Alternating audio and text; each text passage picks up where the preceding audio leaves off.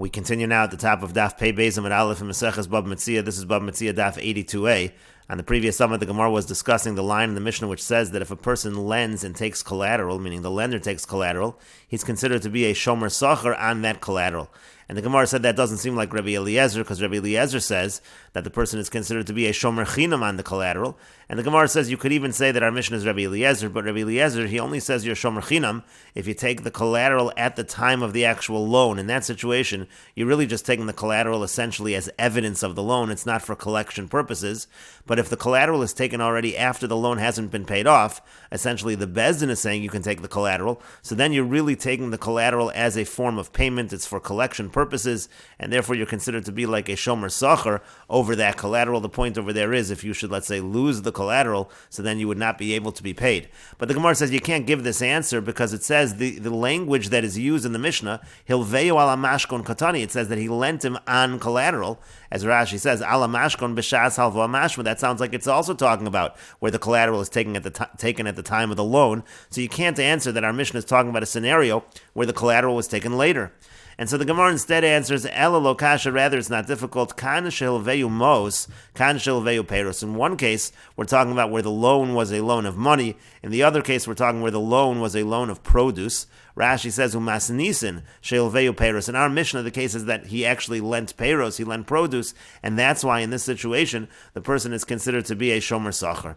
And the Gemara continues, Vamida Katani Seifa, but since it says at the end of the Mishnah, Rabbi Yehuda Omer, Rabbi Yehuda is the one that makes that distinction. Rabbi Yehuda says, Hilveyu mo is shomer chinam. If he lends money, he's a shomer chinam. Hilveyu peiro shomer sacher. If he lends produce, then he's considered a shomer sacher. Mechlal de la Tanakama lo shani le. It sounds like the Tanakama does not make that distinction. He's not distinguishing between lending money and lending peiro. So how could you answer? We're discussing the Tanakama over here. How can you answer that Rabbi Eliezer really could follow the Tanakama? And we're talking about Hilveyu peiros. That distinction is only made by Rabbi Yehuda. And the Gemara answers to that, Kula Rabbi Yehuda, he actually could be the entire Mishnah's Rabbi Yehuda. V'chisure mechzer avachi katani, there are words missing in the Mishnah, and it should read as follows, Hilveyu ala mashkon shomer sacher, if he lends him on collateral, he's a shomer sacher, b'amed devarim amurim. When is this true? Shelveyu peiros, that's only true if the loan was a loan of produce, aval hilveyu mos shomer chinam, but if he lends money, he's a shomer chinam. Rabbi Yehuda omer hilveyu mos shomer chinam, hilveyu peiros shomer sacher, because Rabbi Yehuda says if he lends money, he's a shomer chinam, if he lends produce, he's a shomer sacher. And the reason for the distinction between peiros and mos is like we mentioned in the Mishnah, when a person lends produce, there's a certain benefit he's getting because otherwise the peiros would rot, and that benefit is essentially like a payment, which makes him a shomer sacher. But the Gemara continues, if so, Kamala Masnisin lo Rabbi Akiva. It's going to turn out that the Mishnah is not like Rabbi Akiva, because the Mishnah is making a distinction between Peiros and Mos, and Rabbi Akiva does not make that distinction. Rashi explains, Kamala Masnisin lo Rabbi Akiva to Katani, because it says in the Mishnah, Avalim Hilveyu Mos Shomer Chinam. We're saying that if the loan was money, then he's a Shomer Chinam. That's not like Rabbi Akiva. Rabbi Akiva says always Shomer Sacher. V'anon Kaimelan v'Meseches Sanhedrin, and we've established in Meseches Sanhedrin, Bekulu Stami, when it comes to Mishnayis or Bryce, etc., that are not attributed, Stam Mishnah Rabbi Meir, that the Stam Mishnah is Rabbi Meir, Stam Sifra Rabbi Yehuda, Stam Sifra is Rabbi Yehuda, Stam Sifri is Rabbi Shimon, V'kulu, I'll leave it to Rabbi Akiva. We say over there that they all follow Rabbi Akiva, so really the Mishnah should be able to follow Rabbi Akiva, and so the Gemara says, Ella rather, Machvar, to go back to what we said originally, Mas Nisan Deloka Rabbi Eliezer. The Mishnah actually is not like Rabbi Eliezer, because again, Rabbi Eliezer says, Shomer Chinam, and the Mishnah says, Shomer Sacher. And the Gemara continues, Lema b'delo shavi mashkon shir zuzi. Let us say that Rabbi Eliezer and Rabbi Akiva, who are arguing whether the lender is considered to be a shomer chinam on the collateral or a shomer sacher on the collateral, let's say they're specifically arguing in a situation where the collateral is not worth the amount of the loan. Uvidishmuel kamiflagi, and they're arguing in what Shmuel said. Diyomar Shmuel, because Shmuel said, Haiman da ozve alfa zuzi lechavri. If somebody lent 1,000 zuz to his friend, va'anach lekata damagla layu, and he gave him a handle of a sickle as a collateral on that loan. That's what the lender took. He took the sickle. Avad kata de magla, if the handle of the sickle is lost, Avdu alpha zuze. So then the 1,000 zuz is lost, and they're arguing specifically in this situation. And Rashi explains, Lema Rabbi Eliezer of Rabbi Akiva, let us say that Rabbi Eliezer and Rabbi Akiva, b'delo shavi shir zuze kamiflagi u'v'deshmuel pligi. They're arguing in a case, again, where the collateral is not worth the amount of the loan, and they're arguing in terms of what Shmuel said. And Rashi explains, the ibid shavi, because if we're talking about a case where the collateral is worth the amount amount of the loan. We are now suggesting that everybody agrees in that case. Moder Rabbi Eliezer would admit in that case to leguvayna shakli. You're certainly taking it for collection purposes. The whole point is the collateral is worth what the loan was. Uvidelo shavi pligi. The whole machlokus is just when the collateral is not worth the amount of the loan. Till Rabbi Eliezer less lay the Shmuel. Rabbi Eliezer does not hold of Shmuel. Diamar Avad Alpha Zuze, because Rabbi Shmuel says that the whole 1,000 zuz is lost. V'savar the couple of guvayna. Shmuel is saying that even though it's not worth anything, this collateral, but still you're taking it for collection purposes.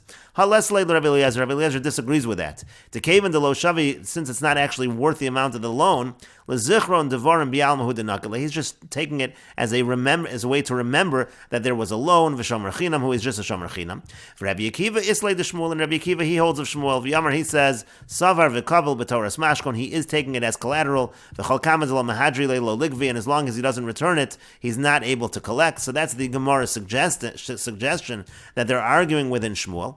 And the Gemara then says no. Ibid lo shavi mashkon shir zuze. If we're talking about a case where the collateral is not even worth of the loan, to kuliyal moles lu de Shmuel, everybody disagrees with Shmuel, meaning everybody would say in such a situation, if it's not even worth what the loan is, certainly he's just going to be a shomer chinam. Here we're talking about a collateral that is worth the amount of the loan. And they're actually arguing on what Rabbi Yitzchak said.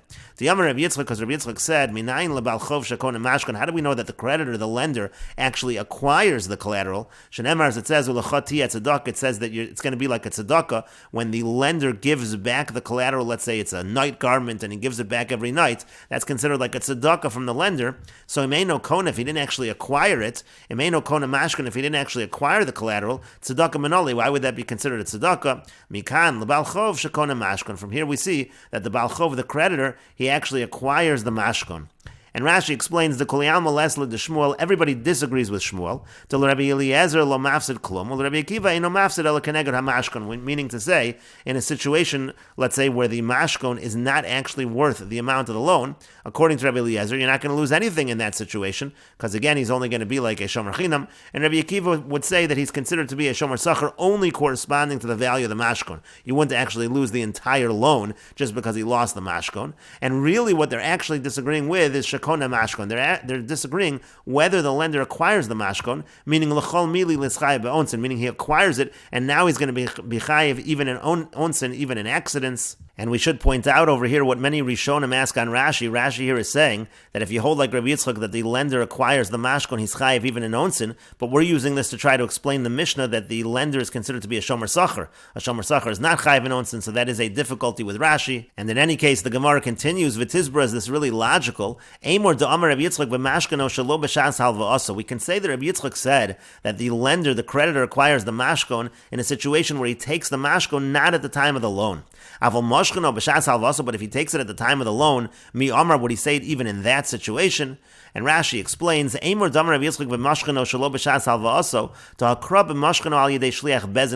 whole pasuk that Rabbi Yitzchak is quoting is when the mashkan is taken through the shliach bezin, through the agent of the court. That's what it says earlier in the context of the pasuk.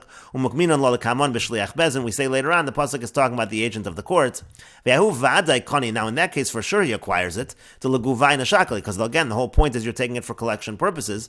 You can't compare it to a case where he takes the mashkan at the time of the loan. And